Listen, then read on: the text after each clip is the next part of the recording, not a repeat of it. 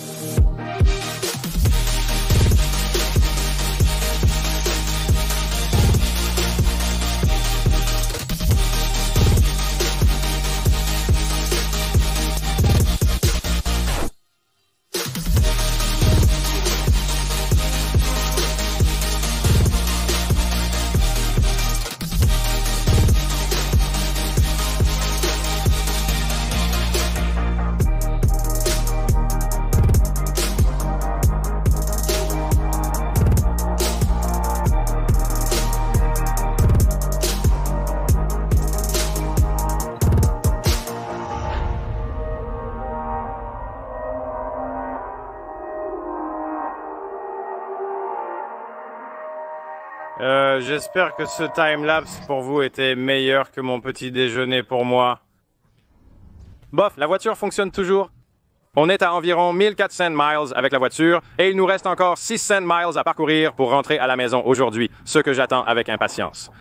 Donc, on est à Sacramento, en Californie en ce moment où on a passé la nuit. Et aujourd'hui, on doit conduire de Sacramento jusqu'à Portland. J'aurais vraiment voulu rester plus longtemps en Californie, mais à cause du mauvais temps qui arrive. C'était soit partir le jour où on l'a fait et rentrer sous le soleil et les nuages, soit avoir de la pluie et de la neige pendant 2 jours entiers de route. Donc, j'ai choisi de quitter la Californie et de rentrer à la maison. J'ai aussi vraiment envie de dévoiler notre prochain projet. J'ai vraiment envie de commencer, donc c'est le plan. Aujourd'hui, de Sacramento jusqu'à Portland, allons dans la voiture, on fera une analyse des coûts et d'autres choses comme ça sur la route.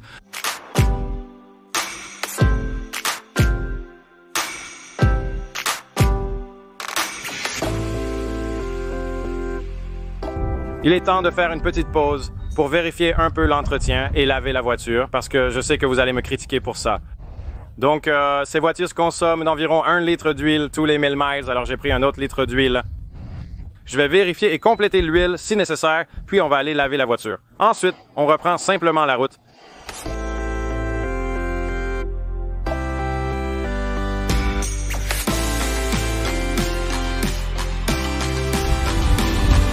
C'était un lavage de voiture violent. Je ne referai plus jamais ça. Mauvaise idée.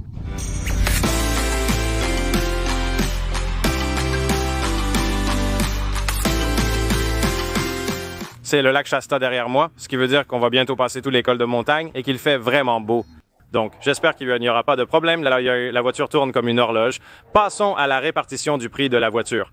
À chaque fois que je fais ça, je ne sais jamais si je dois inclure le prix des choses qui m'ont été données par les sponsors. Mais beaucoup de ces choses étaient de toute façon optionnelles, donc je vais les laisser de côté. Je vais les laisser de côté pour cette fois.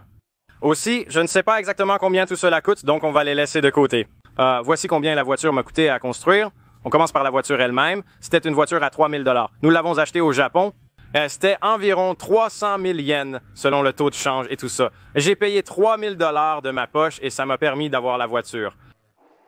Ensuite, là où on a commencé, le kit carrosserie a coûté environ 1 500 $. Maintenant, il se peut que j'oublie certains frais de livraison, mais je pense que c'est ce que ça a coûté. La peinture, c'était 1 000 $. C'était 960 plus quelques fournitures et des trucs comme ça, donc on va dire 1 000. Le système stéréo, c'était 100. Les entretoises pour les roues, c'était encore 100. Le pare-brise, mais j'ai failli oublier le pare-brise. C'était 300. La dernière chose à laquelle je peux penser, c'est la moquette qui a coûté 150 $, ce qui porte le prix à 6 150 $. Vraiment un bon prix pour une RX-7 avec si peu de kilomètres. Je veux dire, la voiture est ancienne. C'est une 92, mais elle n'a que 50 000 miles au compteur, ce qui est vraiment excellent. Je regardais aussi d'autres choses, juste les petits détails, comme les pédales accorded en caoutchouc. Tu sais, il y a écrit RX-7 dessus et je me disais, ouais, ça serait effacé si elle n'avait pas vraiment 50 000 miles. Donc, je crois vraiment que c'est un vrai 50 000 miles et c'est probablement pour ça que le moteur a aussi bien tourné pendant tout ce voyage. Donc, au fait, on n'a même pas consommé tant d'huile que ça. Je n'en ai même pas rajouté à notre dernier arrêt. Donc, voilà, 6 100 et 6 150. Comment tu dis ça? 6 150. C'est un très bon prix pour une RX-7 à carrosserie large. Allez, on reprend la route.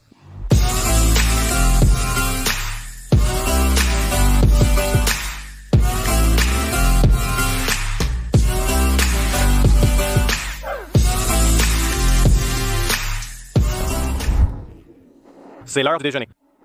In and out, regarde-moi ça. C'est une voiture unique. J'aime bien. Il a mis du mastic sur le bouchon du réservoir pour aucune raison. Preuve que les persiennes de vitre rendent tout plus stylé. C'est bien un réservoir d'essence là derrière? Ouais. Cette voiture est dingue. Elle n'a pas de pommeau de levier de vitesse, un coupe-circuit dédié et des ventilateurs supplémentaires à l'arrière. Ah, et une batterie montée à l'arrière. Cette voiture respire la culture. C'est avant et après.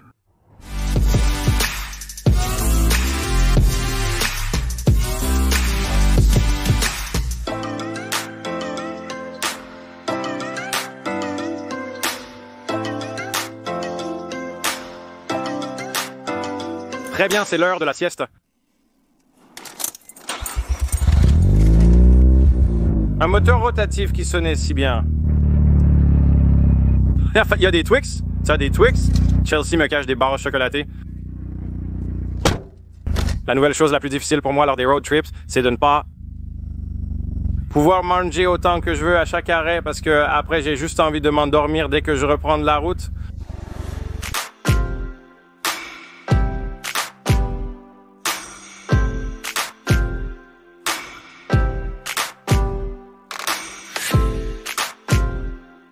Dernier arrêt de la journée, nous sommes à la brasserie pour que Chelsea puisse célébrer le long trajet après sa sieste de 3 heures. Je vais prendre de l'eau parce que je suis raisonnable.